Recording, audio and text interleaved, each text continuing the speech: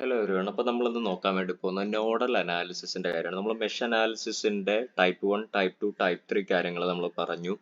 അതൊക്കെ നിങ്ങൾ കണ്ടിട്ട് നോഡൽ അനാലിസിസ് കാണാനായിട്ട് ശ്രമിക്കുക.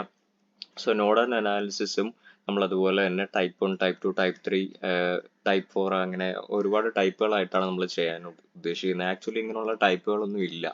ഇങ്ങനെ ടെക്സ്റ്റ് ബുക്കിലാണെങ്കിലും എവിടെയും നിങ്ങൾക്ക് ഇങ്ങനെയുള്ള ടൈപ്പുകളൊന്നും കാണാൻ വേണ്ടി കഴിയില്ല. നമ്മൾ തന്നെ ഒരു ക്വസ്റ്റ്യൻ കാണുമ്പോൾ ഇത് ഈ ടൈപ്പ് ക്വസ്റ്റ്യൻ പെട്ടെന്ന് നിങ്ങൾക്ക് ചെയ്യാനായിട്ടും മനസ്സിലാവാനായിട്ടുമാണ് അങ്ങനെ ടൈപ്പ് വെച്ച് നമ്മൾ പഠിക്കുന്നത്. So this is type number 1.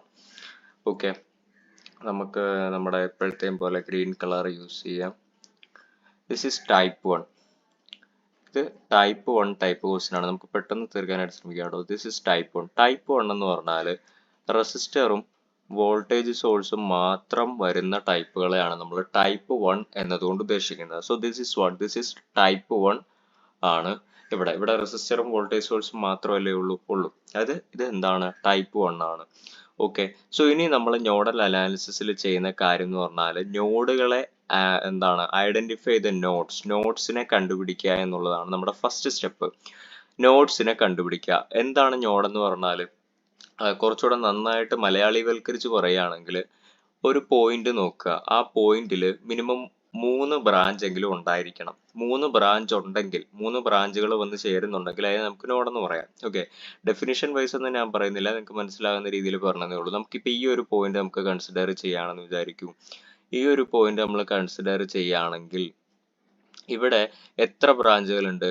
ഒരു ബ്രാഞ്ച്, 2 ബ്രാഞ്ച്. ഇതെന്തല്ല, ഇതൊരു നോഡല്ല. നമ്മൾ ഒരു നോഡ് എന്ന് പറഞ്ഞാൽ മിനിമം 3 ബ്രാഞ്ചെങ്കിലും വേണം. നോഡ് എന്ന് പറഞ്ഞാൽ മിനിമം 3 ബ്രാഞ്ചെങ്കിലും വേണം. നമ്മളിവിടെ നോഡൽ അനാലിസിസിൽ എടുക്കുന്ന നോഡുകൾ കാണാനായിട്ടാണ്. ഓക്കെ, സോ ഡെഫിനിഷൻസ് ഒക്കെ വേറെ ഉണ്ട്. 2 or more, 3 or more, അങ്ങനെ കുറെ കാര്യങ്ങളൊക്കെ ഉണ്ട്. നമ്മൾക്ക് പ്രോബ്ലം ചെയ്യാനായിട്ട് മാത്രമേ ഉള്ള കാര്യങ്ങളെ ഞാൻ പറയുന്നുള്ളൂ. നിങ്ങൾ ജസ്റ്റ് ഇങ്ങനെ ഒന്ന് നോക്കുക. ഇനി അടുത്ത ഈ ഒരു പോയിന്റ് നിങ്ങൾ നോക്കുന്നു. ഈ ഒരു പോയിന്റ് നോക്കുമ്പോഴത്തേക്കും ഇവിടെ എത്ര ബ്രാഞ്ച് വന്ന് ചേരുന്നുണ്ട്? ഇതൊരു ബ്രാഞ്ച്, ഇതൊരു ബ്രാഞ്ച്, ഇതൊരു ബ്രാഞ്ച്, 3 ബ്രാഞ്ച് ഉണ്ട്. സോ ഇതൊരു നോഡായിട്ട് നമുക്ക് സെലക്ട് ചെയ്യാം. ഓക്കെ, ഇത് നോക്കുന്ന സമയത്ത് ഈ പോയിന്റ് നോക്കുന്ന സമയത്ത് ഇതൊരു ബ്രാഞ്ച്, ഇതൊരു ബ്രാഞ്ച്, ഇതൊരു ബ്രാഞ്ച്. ഓക്കെ, 3 ബ്രാഞ്ച് ഉണ്ട്. സോ ഇത് ഒരു നോഡായിട്ട് സെലക്ട് ചെയ്യാം. 3 3ൽ കൂടുതലോ വരണം കേട്ടോ. ഇത് നോക്കുന്ന സമയത്തോ 1, 2 രണ്ടെണ്ണം ഉള്ളൂ. സോ ഇതൊരു നോഡായിട്ട് നിങ്ങൾക്ക് സെലക്ട് ചെയ്യാൻ കഴിയില്ല. അയാൾ ഡിസ്ക്വാളിഫൈ ആയി. ഇത് നോക്കുന്ന സമയത്ത് 1, 2 ഡിസ്ക്വാളിഫൈഡ്. ഇത് നോക്കുന്ന സമയത്തോ 1, 2, 3 ഓക്കെ ക്വാളിഫൈഡ്. ഇത് നോക്കുന്ന സമയത്തോ 1, 2, 3 ക്വാളിഫൈഡ്. ഇത് നോക്കുന്ന സമയത്തോ 1, 2 ഡിസ്ക്വാളിഫൈഡ്. ഓക്കെ, അപ്പൊ നമുക്ക് ക്വാളിഫൈ ചെയ്ത ആൾക്കാരെ മാത്രം ഒന്ന് വരയ്ക്കാം. ബാക്കിയുള്ളവരെയൊക്കെ നമുക്കൊന്ന് ഡിലീറ്റ് ചെയ്ത് കളയാം. ഓക്കെ, ക്വാളിഫൈ ചെയ്ത ആൾക്കാരെയൊക്കെ മാത്രം നമ്മളൊന്ന് നോക്കുന്നു. അവരെ മാത്രം നമുക്ക് ജസ്റ്റ് എന്ത് ചെയ്യാം, ഒന്ന് മാർക്ക് ചെയ്യാം. ബാക്കിയുള്ളവരെ നമുക്ക് ഡിലീറ്റ് ആക്കി കളയാം. ആരൊക്കെയായിരുന്നു ക്വാളിഫൈ ചെയ്തത്? ഇയാൾ ക്വാളിഫൈ ആയിരുന്നല്ലേ, ഇയാൾ ക്വാളിഫൈ ആയിരുന്നു. സോ ഇതൊരു നോഡ് 1 ആണ്. അതിനെ ഞാൻ V1 എന്ന് വിളിച്ചു. ഇത് ക്വാളിഫൈ ആയതൊരു നോട്ടായിരുന്നു. സോ ഇത് V2 എന്ന് ഞാൻ വിളിക്കുന്നു. ഇത് ക്വാളിഫൈ ആയ മറ്റൊരു നോഡാണ്. ഓക്കെ, ഇവിടെ ഞാൻ V3, V4 എന്ന് വിളിക്കുന്നതിന് മുമ്പ് ഒരു കാര്യം ചെയ്യാൻ വേണ്ടി പോവാണ്. ഇനി നിങ്ങൾ ശ്രദ്ധിക്കേണ്ട കാര്യം, അതായത് നമുക്കിപ്പോൾ 4 നോഡുകൾ കിട്ടിയല്ലോ. പോട്ടെ, V1, V2, V3 എന്നൊക്കെ അടയാളപ്പെടുത്താൻ വരട്ടെ. നമുക്ക് ക്വാളിഫൈ ആയിട്ടുള്ള ആൾക്കാരെ മാത്രം ഒന്ന് മാർക്ക് ചെയ്യാം. ഇയാൾ ക്വാളിഫൈ ആയിരുന്നു, ഇയാൾ ക്വാളിഫൈ ആയിരുന്നു, ഇയാൾ ക്വാളിഫൈ ആയി, ഇയാളും ക്വാളിഫൈ ആയി. ഓക്കെ, ഇനി നമ്മൾ ക്വാളിഫൈ ആയ നോഡുകളെയൊക്കെ ഒന്ന് നോക്കുന്നു. ക്വാളിഫൈ ആയ നോഡുകളിൽ ഏതെങ്കിലും 2 നോഡുകളുടെ ഇടയിൽ ഒരു സംഭവം കണക്ട് ചെയ്തിട്ടില്ല, വെറുതെ ഒരു ലൈൻ മാത്രമേ ഉള്ളൂ എങ്കിൽ അതിനെ നമ്മൾ ഇക്യു പൊട്ടൻഷ്യൽ നോഡുകൾ എന്നാണ് പറയുന്നത്. അവരെ നമുക്ക് ഒന്നിച്ച് കണക്ട് ചെയ്യാം. അതായത് അവർ രണ്ടുപേരും വേർതിരിഞ്ഞ് നിൽക്കുന്നതിനേക്കാളും നല്ലത് ഒന്നിച്ച് നിൽക്കുന്നതാണ്. ഒന്നിച്ച് നിന്നാലും അവർ സെയിം എഫക്റ്റ് ആണ് തരുന്നത്. അപ്പൊ എന്താണ്, നോഡുകളുടെ എണ്ണം കുറഞ്ഞാൽ നമുക്ക് ഇക്വേഷൻസിന്റെ എണ്ണം കുറയ്ക്കാൻ വേണ്ടി പറ്റും. അപ്പൊ ക്വസ്റ്റ്യന്റെ കോംപ്ലക്സിറ്റി നമുക്ക് കുറയ്ക്കാൻ വേണ്ടി പറ്റും. അതുകൊണ്ട് തന്നെ നമുക്ക് എന്ത് ചെയ്യാം, നിങ്ങൾ ക്വാളിഫൈ ചെയ്ത നോഡുകളെല്ലാം നിങ്ങളൊന്ന് നോക്കുക. ക്വാളിഫൈ ചെയ്ത നോഡുകളിൽ ഏതെങ്കിലും നോഡുകളുടെ ഇടയിൽ ഒരു സംഭവവും കണക്ട് ചെയ്തിട്ടില്ല എങ്കിൽ അവരെ നിങ്ങൾ എന്താക്കുക, ഒന്നാക്കുക.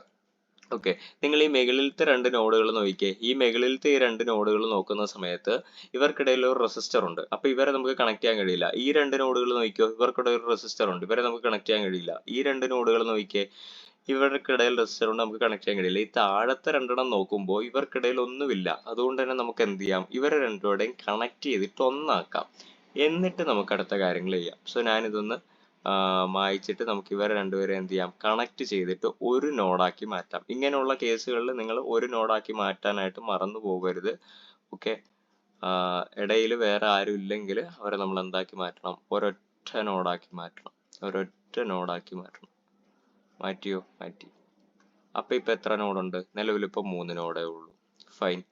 ഇനി നിങ്ങൾ ചെയ്യേണ്ട കാര്യം എന്ന് പറഞ്ഞാൽ ഈ താഴെയുള്ള നോഡ് അല്ലെങ്കിൽ പോട്ടെ, ഇനി നിലവിലുള്ളതിൽ ഏറ്റവും കൂടുതൽ ബ്രാഞ്ച് ഉള്ള ആളെ നിങ്ങൾ ഗ്രൗണ്ട് നോഡായിട്ട് സെലക്ട് ചെയ്തു. ഈ നോഡിൽ നോക്കുമ്പോൾ 1 ബ്രാഞ്ച്, 2 ബ്രാഞ്ച്, 3 ബ്രാഞ്ച്. ഇവിടെ നോക്കുമ്പോൾ 1 ബ്രാഞ്ച്, 2 ബ്രാഞ്ച്, 3 ബ്രാഞ്ച്. ഈ നോഡിൽ നോക്കുമ്പോൾ 1, 2, 3, 4 ബ്രാഞ്ച് ഉണ്ട്. ഓൾസോ അത് താഴെയുമാണ് ഇരിക്കുന്നത്.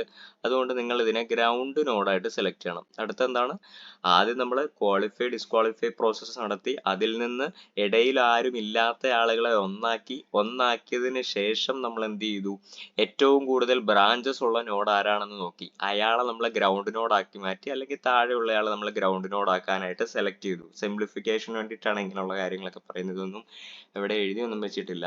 സോ ഇതിനെ നമ്മൾ ഗ്രൗണ്ട് നോഡ് ആയിട്ട് വിളിച്ചു. ഇവിടുത്തെ വോൾട്ടേജ് എന്ന് പറയുന്നത് 0 ആണെന്ന് വിചാരിച്ചു.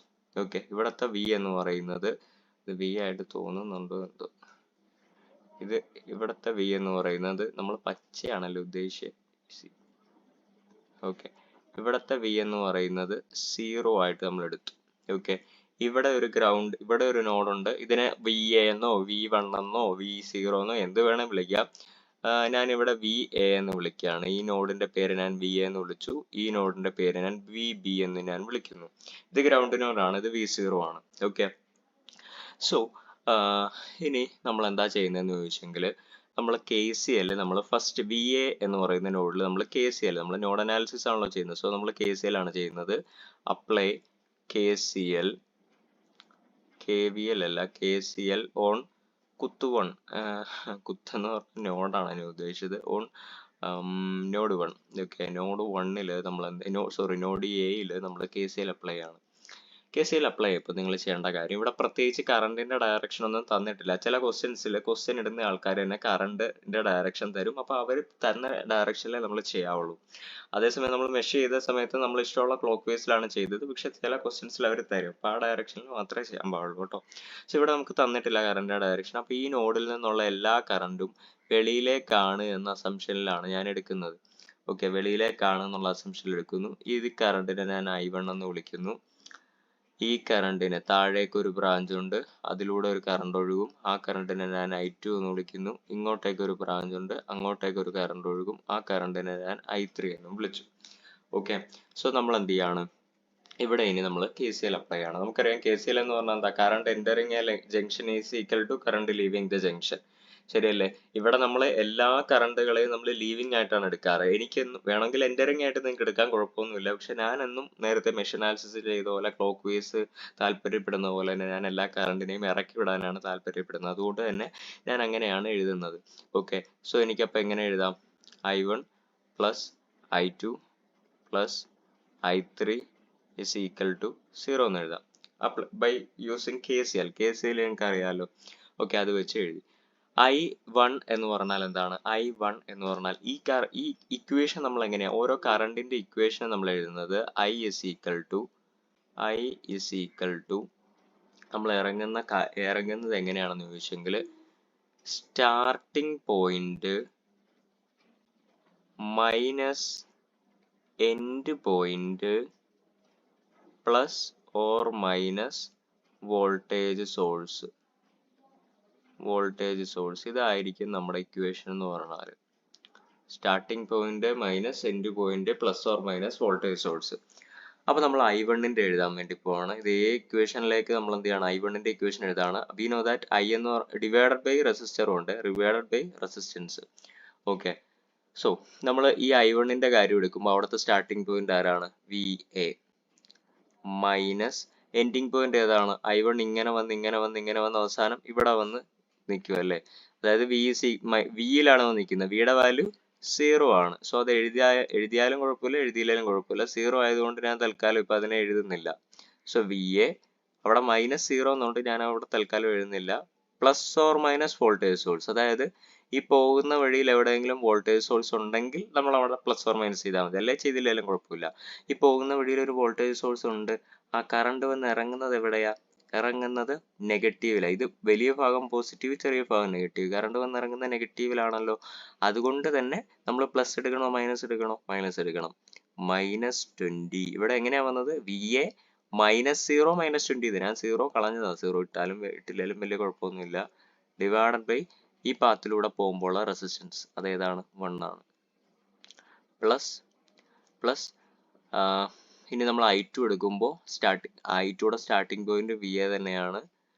മൈനസ് എൻഡിങ് പോയിന്റ് എന്ന് പറഞ്ഞാൽ 0 ആണ്. ഓക്കെ, സോ നമ്മൾ എഴുതുന്നില്ല. പ്ലസ് ഓർ മൈനസ് ഈ പാത്തിൽ എവിടെയെങ്കിലും വോൾട്ടേജ് സോഴ്സ് ഉണ്ടോ? ഇല്ല. അപ്പോൾ വോൾട്ടേജ് സോഴ്സ് ഇല്ലെങ്കിൽ നമ്മൾ അത് എഴുതണ്ട.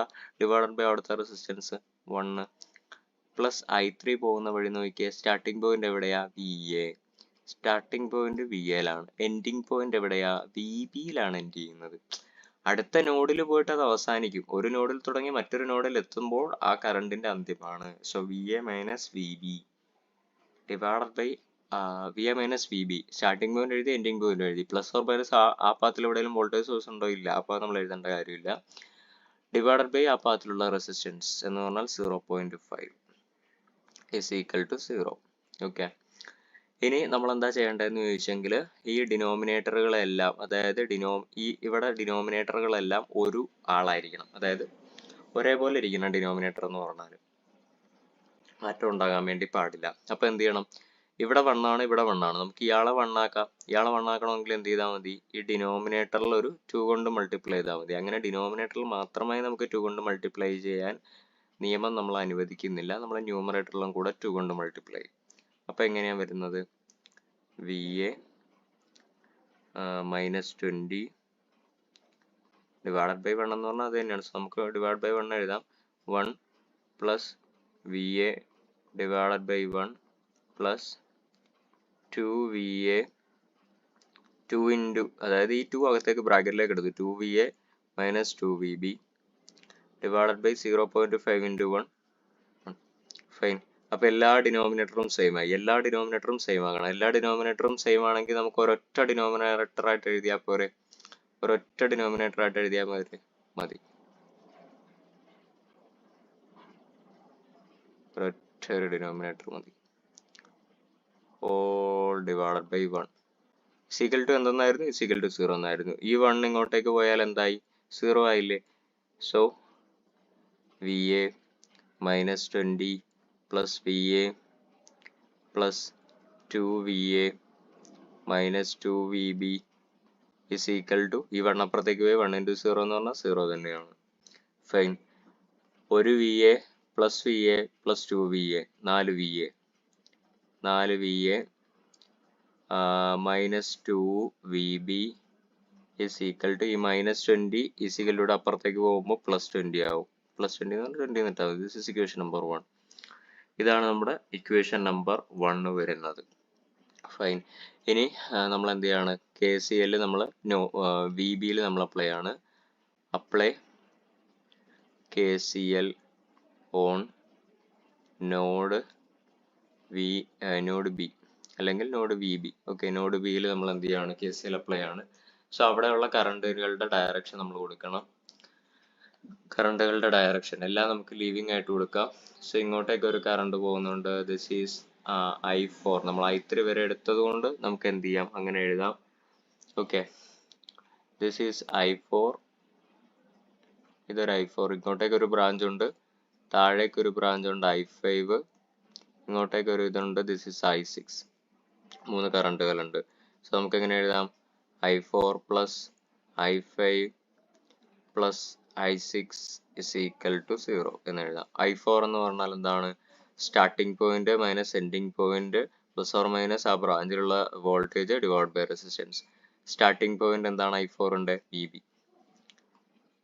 മൈനസ് എൻഡിങ് പോയിന്റ് എവിടെയാണ്? VA. പ്ലസ് ഓർ മൈനസ് ഈ ബ്രാഞ്ചിൽ എവിടെയെങ്കിലും റെസിസ്റ്റൻസ് വോൾട്ടേജ് ഉണ്ടോ? ഇല്ല. അപ്പൊ അത് എഴുതേണ്ട. ഡിവൈഡ് ബൈ ആ പോയിന്റിലുള്ള റെസിസ്റ്റൻസ്, ആ ബ്രാഞ്ചിലുള്ള റെസിസ്റ്റൻസ് 0.5 പ്ലസ് I5 എന്ന് പറഞ്ഞാൽ എന്താണ്? സ്റ്റാർട്ടിംഗ് പോയിന്റ് ഏതാണ്? VB തന്നെയാണ്. മൈനസ് എൻഡിങ് പോയിന്റ് എന്ന് പറഞ്ഞാൽ ഈ നോഡിലല്ലേ വന്ന് അവസാനിക്കുന്നത്. സോ ഇതിന്റെ വാല്യൂ 0 ആയതുകൊണ്ട് നമ്മൾ എഴുതുന്നില്ല. ആ ബ്രാഞ്ചിൽ പ്രത്യേകിച്ച് ഒരു വോൾട്ടേജ് സോഴ്സും ഇല്ല. So plus or minus voltage സോഴ്സും വേണ്ട. ഡിവൈഡഡ് ബൈ റെസിസ്റ്റൻസ് മാത്രം അങ്ങ് എഴുതിയാൽ മതി. ഡിവൈഡ് ബൈ റെസിസ്റ്റൻസ് എത്രയാണ്? 2 പ്ലസ് എന്ത് ചെയ്യുക? I6 എന്ന് പറഞ്ഞാൽ എന്താണ്? Starting point VB minus ending point 0 ആണ്. Plus or minus voltage source, ഇവിടെ ഒരു വോൾട്ടേജ് സോഴ്സ് ഉണ്ടല്ലേ, അത് ഇറങ്ങുന്നത് നെഗറ്റീവിലാണ്. സോ -20 ഡിവൈഡഡ് ബൈ ആ ബ്രാഞ്ചിലുള്ള resistance 1 is equal to 0. Fine fine. So ഞാനിതൊന്ന് മായ്ക്കുകയാണ്. നമുക്ക് ഇവിടെ ബാക്കി എഴുതാനായിട്ട്.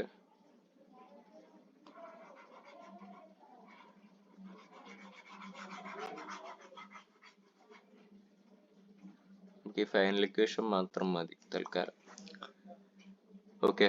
സോ ഇവിടെ നമുക്കിനി എന്ത് ചെയ്യണം? അടുത്ത സ്റ്റെപ്പ് എന്ന് പറഞ്ഞാൽ ഡിനോമിനേറ്ററുകളെല്ലാം ഒന്നാക്കണം. ഡിനോമിനേറ്ററുകളെല്ലാം നമ്മൾ എന്താക്കണം? ഒന്നാക്കണം. അതിന് നമുക്ക് ഇവിടെ 2 ആക്കണമെങ്കിൽ ഇവിടെ ഒരു 2 കൊണ്ട് മൾട്ടിപ്ലൈ ചെയ്യണം അല്ലേ? ഇവിടെ ഒരു 2 കൊണ്ട് മൾട്ടിപ്ലൈ ചെയ്യണം. ഇവിടെ ഒരു 2 കൊണ്ട് മൾട്ടിപ്ലൈ ചെയ്യണം. അപ്പോൾ ഈ ഡിനോമിനേറ്ററും ഈ ഡിനോമിനേറ്ററും 2 ആയി. ഇനി ഇതിനെ 2 ആക്കണമെങ്കിൽ, അതായത് ഒരേപോലെ ഇരിക്കണം എന്നേ നിർബന്ധമുള്ളൂ. ഞാനിപ്പോ ഏറ്റവും വലിയ സംഖ്യേനെ പോലെ ആക്കിയെന്നുള്ളൂ ബാക്കിയുള്ളവരെ. വേണമെങ്കിൽ നിങ്ങൾക്ക് ഈ 2നെ ഇവിടെ എന്താണ്, ഈ 2നെ ഒരു 5 കൊണ്ട് മൾട്ടിപ്ലൈ ചെയ്ത് 10 ആക്കി, ഈ ഒന്നിനെ 10 കൊണ്ട് മൾട്ടിപ്ലൈ 10 ആക്കി, ഈ 0.5നെയും കൂടെ നിങ്ങൾ 10 ആക്കിയാൽ മതി. മനസ്സിലായോ? അത് ഏതെങ്കിലും സംഖ്യ, ഏത് സംഖ്യ ഉപയോഗിച്ചാണ് മൾട്ടിപ്ലൈ ചെയ്ത് 10 ആക്കുന്നത്. ഡിനോമിനേറ്ററുകളെല്ലാം സെയിം ആയിരിക്കണമെന്ന് മാത്രമേ കണ്ടീഷൻ ഉള്ളൂ. അല്ലാതെ ഏത് സംഖ്യ കൊണ്ട് മൾട്ടിപ്ലൈ ചെയ്യണം എന്നൊന്നുമില്ല. ഞാൻ പിന്നെ ഏറ്റവും വലിയ ഡിനോമിനേറ്റർ വെച്ചിട്ട് മറ്റേതിനെ ആക്കാൻ ശ്രമിക്കുവോ? പറ്റുമെങ്കിൽ അങ്ങനെ ആ രീതിയിലാണ് ഞാൻ എന്ത് ചെയ്യുന്നത്, ചെയ്യാനായിട്ട് ശ്രമിക്കുന്നത്. സോ 0.5 into 4 ചെയ്താൽ എനിക്ക് 2 ആക്കാൻ വേണ്ടി പറ്റും. അത് നമ്മൾ ന്യൂമറേറ്ററിൽ മാത്രം, ഡിനോമിനേറ്ററിൽ മാത്രം ചെയ്താൽ പോരാ, ന്യൂമറേറ്ററിലും ചെയ്യണം. സോ എന്ത് വരും?